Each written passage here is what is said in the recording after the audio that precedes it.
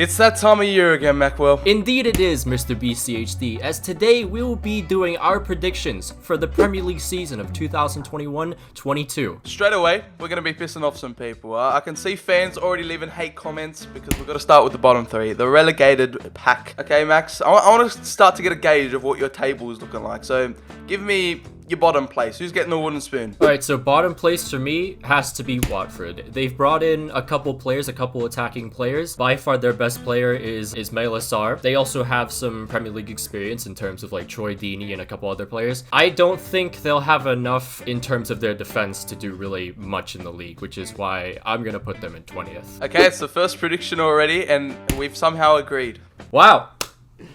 We're just bang on. We're bang on the money. Look at Great that. minds think alike, all right? 20th place, Watford. I know the Hornets. I've got a mate who goes for Watford. I've been chatting to him. You know, he's happy about their promotion, but he doesn't know if they've got enough to stay up like previous years. So I think they just automatically come to mind. When you're thinking of the relegated pack, they might just be going straight back down to the championship. I'm sorry, Hornets fans, but, you know, it's got to be done. Bottom. All right. Well, for 19th, I went for a typical yo-yo club in Norwich City. I think they have some really good additions like Milo Rashica. Ben Gibson brings in that Premier League experience. Billy Gilmore is also a very exciting player. Teemu Pukki obviously is going to be that scoring threat, but with Emiliano Buendia gone now, that takes away a good amount of Norwich's attack, as that was, I believe, 31 goal contributions from Buendia last season. And in terms of their defending, it's probably going to be the same as the last time they were in the Premier League, where they had the worst defensive record with 75 goals conceded. I don't think much changes there, and that's why I'm putting them in 19th. Well, I can already start to see this is where our predictions just start to get mumbled up, because I've gone for something different. I'm going for the regular, you know, the teams that get promoted, get relegated. In 19th,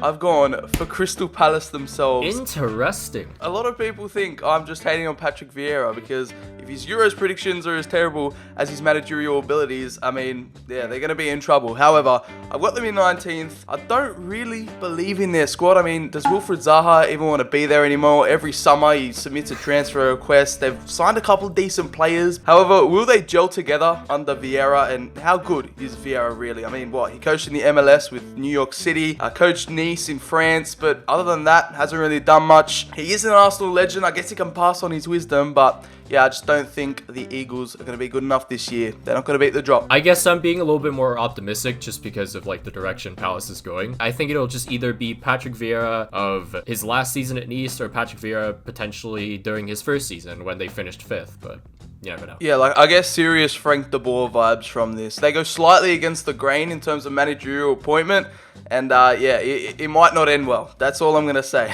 All right, well, Brandon, we've gotten 2 of our bottom 3 down. What do you have for your last bottom 3 team? Not too many people are going to like this. I've gone a little bit against the grain, let's say, because this is a team that always usually stay up. They're a safe bet to be around mid to lower tier table. I've gone for Burnley. I don't know. Is their time ever going to come where they're going to get relegated? I'm not quite sure because they've just got such a bog standard team, but it usually delivers Premier League results. Sean Dyche is a safe manager again, unless he just has a terrible start and somehow gets sacked. I don't really see them going down, but I kind of want other teams above them to stay up. So that's been my prediction. Burnley. I know, such great logic. Yeah, the Clarets this year finally going to bite the dust. Interesting. I went with Newcastle. How I look at Newcastle is that they're a team that usually sits back quite a bit. And they also conceded, I think, like 62 goals last season. So they're very vulnerable to conceding goals. I think there's still a chance they stay up with like Callum Wilson and Alan Saint-Maximin, but those two can easily get injured. Callum Wilson gets older, and that just means he could get injured much easier. I don't really believe in Newcastle that much, so I'm definitely going with 18th there. Moving into the lower tiers of the table, just the teams to beat the drop. I am going 17th place to survive on the last day. Norwich City. The Canaries, I don't know, they might have it this season. Don't take my word for it, but I've just got this feeling about them where it's not going to be the same as 2 years ago where they just finished bottom, didn't even barely compete. I think the Pookie party's going to be back on. They got a couple of decent signings like Billy Gilmore, Max touched on earlier. Might be their year just to stay up for one season. The world just isn't the same, huh? Lifeless. Meaningless. It just feels so empty. But don't give up on life just yet. Because it's finally back, baby! Feel the presence of regret and despair, just as you remembered it a couple months ago, as Fantasy Premier League is back. Join my fantasy league today. All you gotta do is create your squad and enter the code to join the league. So join today, or face 10 years of Willian at your club. For me, I went 17th place, Brentford. I think just in general, you have like Ivan Toney. That's going to be the one player that everyone looks forward to watching. Brentford have been looking into a new defender, and they've brought in Christopher Ayer from Celtic, so that could fill in their role. They also bring in Frank Onyeka for some of that Champions League experience, as he used to play for Midtjylland. Also, Brentford scored the most in the championship last season with 79 goals. So could the attack be enough to have them stay in the Premier League? I do believe so. That's interesting, Max, because we kind of feel a similar way, I guess. I've got Brentford up in 16th, so just one place differential there. I think they'll just have enough to survive it yet again. Like, they've got that hype coming into the Premier League, and there's always that one promoted side where you think, like Leeds last year, yeah, they're going to stay up. There's no doubt. With Leeds, it's a bit more mid-table, but with Brentford, I think, they'll just get enough in order to beat the drop comfortably. Now, 16th, you may disagree with me here quite a bit. I went with Burnley. To be honest, there's no reason really why I went for Burnley, because it's just more the fact that this team will never die. It doesn't matter if they lose the first 10 matches of a Premier League season, Sean Dyche will do some kind of black magic and somehow keep them up. It happens every single year, and I don't doubt that it happens again. They also do have Dwight McNeil, if we're actually going over some players. He has exceeded his expected goals and expected assists throughout the last 3 seasons, so there is at least that too. Well, a team that's going to need a lot of black magic next season, it's going to be Newcastle. No financial takeover. Max predicted them to go down. I've showed a little bit of faith in the Magpies. I've got them sitting in 15th. Like I said, they're a team that know how to get results. Under Steve Bruce, I think he'll do enough again, just like last year, with a couple scares here and there, but in the end, they'll survive. Well, 15th, I went with Southampton, because just recently, literally as I was writing the notes for this, Danny Ings has left Southampton, so already their goal production dies quite a bit there. Oh, are you kidding me? Yeah. I was literally sleeping when this happened. Okay, this is news to me. The Saints do bring in one of the most underrated signings in my personal opinion for the Premier League, and that's Romain Perraud. He's a modern fullback with attacking tendencies. A lot of people say he's got the tendencies of an attacking midfielder, so that does kind of help potentially with the attacking production there. Of course, they still have James Ward-Prowse. Maybe Shea Adams improves onto last season. Besides that, I think 15th is good enough. Okay, well, if there's any other breaking news you need to catch me up on, considering I've just woke up 10 minutes ago, let me know. Otherwise, I can move on to my 14th place, and that is Brighton. It's one of those teams where you just got to put them somewhere around this middle pack, and I've just got to put them there because I think they still got a couple of decent players. Graham Potter clearly is competent in the Premier League. Keeping the likes of Maupay, Trossard. They did get rid of the Aussie goalkeeper Matt Ryan. However, they have lost Ben White to Arsenal for £50 million. So whether they go out and invest that or save it for January, I'm not quite sure. But Brighton, they're not going to go down. They're not going to challenge for Europe. They'll just be in and around that middle zone. See, I also agree with that, Brandon, as I put 14th place Brighton too. I think one player I don't think you talked about was Yves Bissouma, which is one of those players that's being linked with multiple top 6 clubs right now. I haven't seen many reliable news sites say much about these links anyway, so maybe Bissouma stays. There was also the addition of Enoch Emepu, so either that could be a partnership with Bissouma, or that could be the sign that Bissouma is leaving. We're going for the Saints in 13th. I'm sure Max touched up on a lot of their players. However, it was a side I was expecting Danny Ings to have, so now that they don't have him, I'm kind of tempted to put them further below. Nonetheless, I'll keep my faith. I think Southampton, they still keep the likes of Ward-Prowse at this moment because, deadline day is still 2 weeks away, so much more can happen. However, we've just got to make these quick fire predictions. Don't know if they're going to improve much on last season's performance. Are they in for another 9-0 this season? That's all I got to say on them. As Max, tell us your 13th spot. Well, 13th, I went with a club that I think you predicted 19th, and that'd be Crystal Palace. I'm more on the optimistic side for Patrick Vieira, and also on the optimistic side in terms of their signings that they've made. Joachim Andersen, Mark Guéhi, who's a really good defender for Swansea coming from Chelsea, Michael Olise, who is part of the team of the championship. There's also Wilfried Zaha, as Brandon has touched up on. Although it doesn't look like he wants to play there anymore, he was still top scorer last season, so he'll definitely be a big piece. I think just in general, a lot of exciting signings. Taking out that dead wood, I think Palace do manage to finish up a little bit higher than 19th. But now, Brandon, what do you say for 12th place? Well, 12th place is a side that kind of disappointed last year in terms of their expectations. I've got Wolverhampton Wanderers, aka Portugal FC. They're still going on with this trend or obsession of signing Portuguese players. Not only players, but also managers. Nuno's left out the door to Spurs, and they've replaced him with Bruno Lage, who used to be the Benfica coach. Another Portuguese manager, for the time being, does not have any Premier League experience. So that's why I'm still keeping them in this bottom half of the table zone. With the likes of their brand new signings like Trincao and Jose Sa to replace Rui Patricio in nets, I don't think they're going to disappoint like last season, but there are just too many better teams on top of them where they're not going to break into the top half, I don't think, this season. What about you? Well, Brandon, what do you think of when you think of the color blue? I don't know. Well, I think depression, because I went with 12th place Everton, a team that can't even make it to Europe with Ancelotti. And I don't think anything's going to change with the fat Spanish waiter either. They still have players like Dominic Calvert-Lewin, Richarlison, very good attacking threats there. Luca Digne is still one of the best fullbacks in the Premier League. 11th, I went with your 12th place team, which was Wolves. Bruno Lage coming in. He's a very inexperienced coach. He's won with Benfica, and also he's had one of the worst starts Benfica's ever had since 2000-2001 season. So there's either the good side that you could get from Bruno or the bad side. So we'll just have to see from there. Raul Jimenez is going to be back, so obviously that'll be something for the Wolves attack because they don't really have anyone else besides him. There's the departure of Rui Patricio, and in replacement they get Jose Sa, where half of the matches he played, more than half actually, were clean sheets in Greece. So there's a little bit of some optimism there as well. In 11th place, I'm going to go for a team who really surprised a lot of people last year with the likes of Lingardinho, Thomas Souček. They really impressed and nearly, almost qualified for Champions League football. That is going to be West Ham. This year, think about it, they're competing,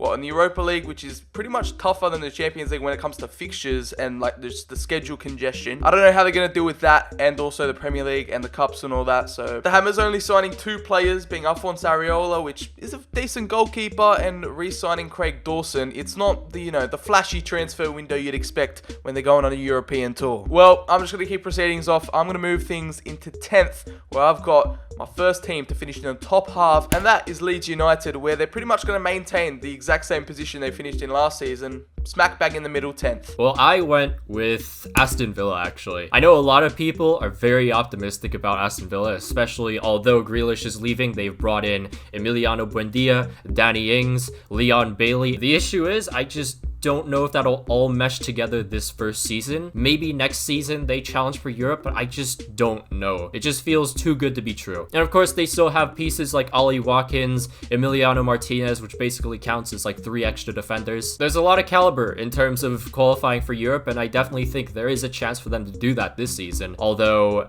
I have to say, it's not going to happen this season. Well, there is certainly a lot of hype surrounding the Villains at the moment. I do not have them down in 10th. However, in 9th place, I've gone for your 12th spot, Everton. Well, clearly Max has no faith in Rafa himself. I know he's coached the enemy, Liverpool. Not too many Everton fans are happy about that. What I am worried about is if he doesn't get off to the best of starts, if he gets to a slow start, maybe even loses a couple games in a row, how quickly are the fans going to turn on him? Are they just going to want him out straight away, or are they going to give him the time that they would usually do to a new manager? In terms of their transfer window, they've had a few mid signings like Andros Townsend. They've picked up Damari Gray, former Leicester City player from Bayer Leverkusen. In my opinion, I think the Toffees can build upon that foundation with an even better manager. Oh, not an even better manager. I'm going to take that back. I'm not going to talk down on my boy Ancelotti, but I've got a bit more faith in them than some other people do, and I've put them in 9th. Well, for 9th, I went for West Ham. I have just a little bit more hope than you. Obviously, they didn't make that many flashy signings at all, especially you'd kind of expect that from a team that just qualified for European football. But, of course, they're probably not going to continue on that form that they did last season, as, of course, there's now European football congesting their schedule, but they still have some really good players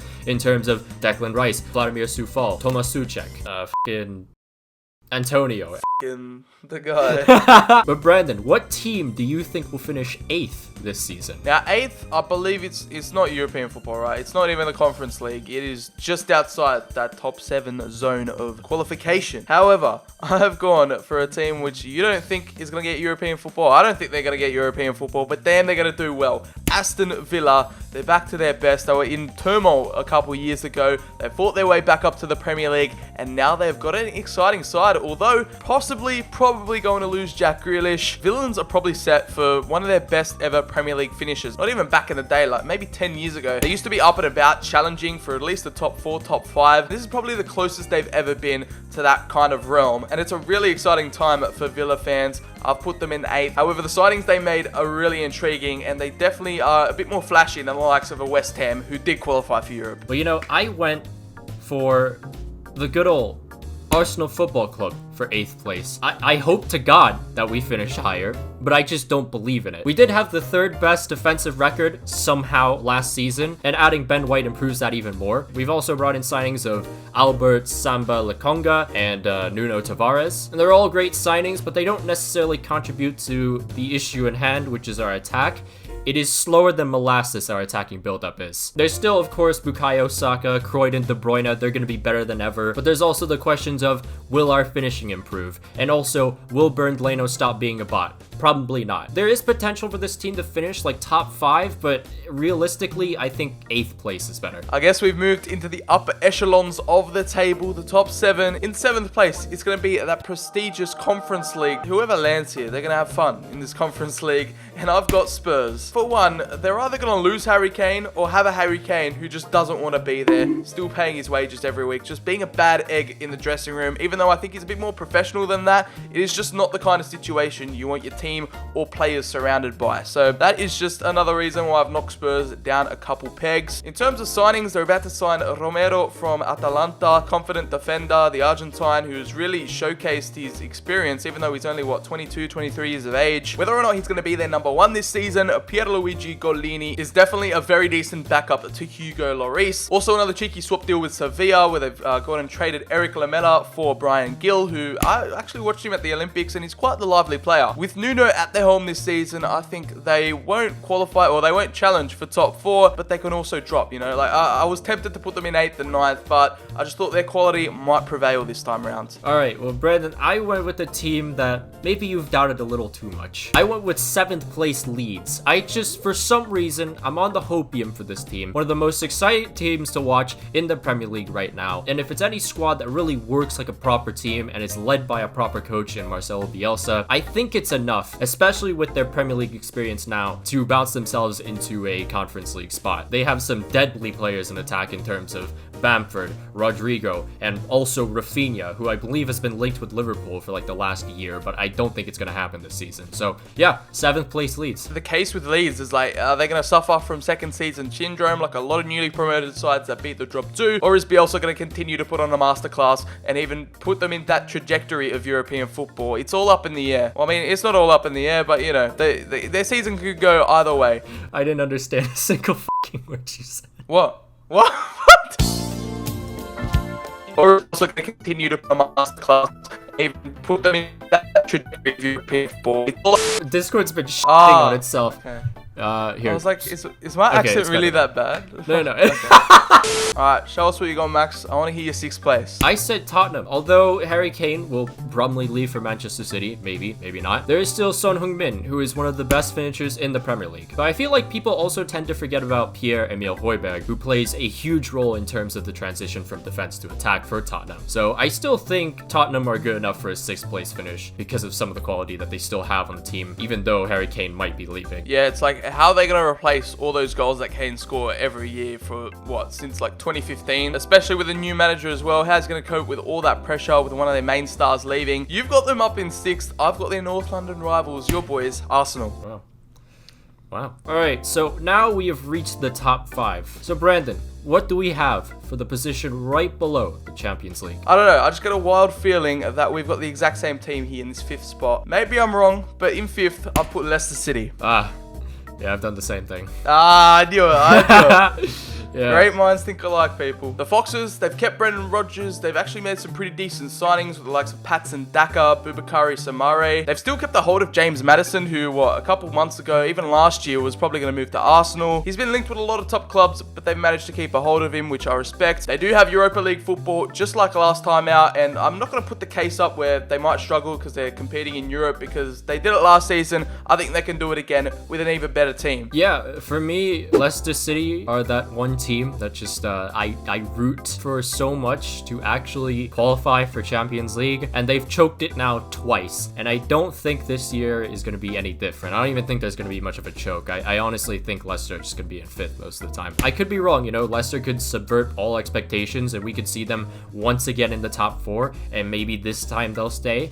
I just don't think that's going to happen. For me, one of their main strengths is keeping a hold of their best players. At the back, we got Soyuncu. Kasper Schmeichel is always a safe bet in between the sticks, and I even feel like he's gotten better. The FA Cup champions are going to look to try and qualify for the Champions League, but I think they'll just fall short. We both agree on that. Indeed we do. And speaking of Champions League, 4th place, I have Manchester United. A lot of people have them like 2nd or 3rd. I just am not sure just yet. They've obviously brought in some good players like Jaden Sancho. I think it'll take some time for him to adapt into the squad. Someone like Rafael Varane is completely different. I think he will definitely change up the defense for even better. His partnership with Harry Maguire will be extremely scary to even face. Bruno Fernandes is Bruno. I mean, he's revolutionized that midfield ever since coming in. I think Marcus Rashford is injured, right? So say he misses a couple games, that leaves Cavani and I guess probably Greenwood to make up that goal production, and I guess also Sancho. So I think that's the one thing that keeps Manchester United from finishing in a 2nd or 3rd place for me. Top 4 time now, and you've kicked that one off with a bang. Manchester United, I've gone in 4th place. The European champions last year, Chelsea. Now, I know right now they are on the hunt for a striker, linked with the likes of Haaland, which is probably not going to happen,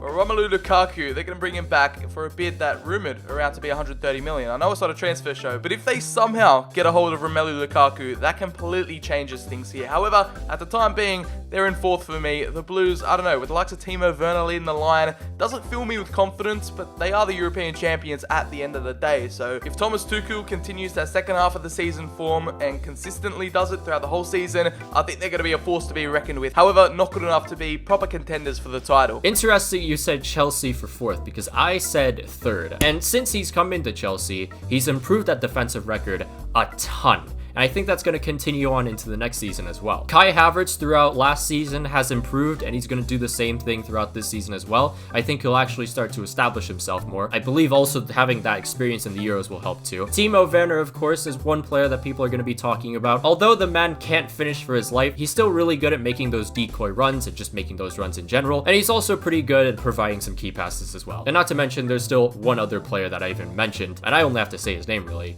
N'Golo Kante. With these top 4 spots, I feel like they're pretty interchangeable. Besides the champions for me, they could all be mixed around in this little pack. However, for 3rd place, I've gone for my boys, Manchester United. Max has put them in 4th spot. 4th and 3rd, I mean, it's pretty similar. We're pretty bang on the money. When it comes to the Red Devils, they've had a transfer window that we've dreamed of for 5 years now. We've been crying out for a proper centre-half ever since Vidic and Ferdinand retired or left. So I think Varane is a signing maybe 2 years too late, but it's better late than never. Jaden Sancho, I mean, I think it was all inevitable at this stage. It was linked all summer long last season. Back from the Euros, he's a United boy. I think he's going to revolutionise our attack just like Bruno did. However, how long is it going to take for him to gel? Once he starts clicking into that starting 11, I think there's going to be problems for every single Premier League defense on this list. However, Ole, again, he needs that consistency. He can't be having these great winning streaks, all of a sudden lose all these easy games, be on the firing line, then once his job's on the line, he all of a sudden turns into Pep Guardiola and just goes on this mad winning streak. He's got to keep consistent if they want to challenge for the title. Can they do it? I think they can. I just think there are a couple of teams, maybe 2 teams in particular, that just have that little bit of winning edge over them. Well, I guess I'll just jump straight into the enemy. In 2nd place, I've gone for Liverpool. I mean, they're both our enemies on top. Do they have enough to contend for the title this year? Yes. Returning is the likes of Van Dijk. With the signing of Ibrahima Konate, I don't know if he's going to be a solid starter, pairing up with Van Dijk, or if he's just going to be a backup option in off the bench. However, you can't go wrong with that front three. Salah, Mane are going to be back to their firing best. Jurgen Klopp's going to have this team revitalized, especially with fans coming back into the ground. That is going to play into Liverpool's hands with the Anfield crowd on their back. Yeah, I also agree. Liverpool second place. I think last season was kind of a blip for Liverpool because of just how many injuries they've had. But now that a lot of their players are back, especially Virgil van Dijk, I think that's the one player that people are going to be terrified about again. He may not be in full form as we go into the new season, but he's still going to be a very solid defender. And the issue with Liverpool last season, what really killed their attacking flow was their defense. It wasn't really there. So just their tempo in general was kind of ruined that way. Now, of course, with their defense completely good to go, that unlocks their attacking flow. And also the likes of Trent Alexander-Arnold and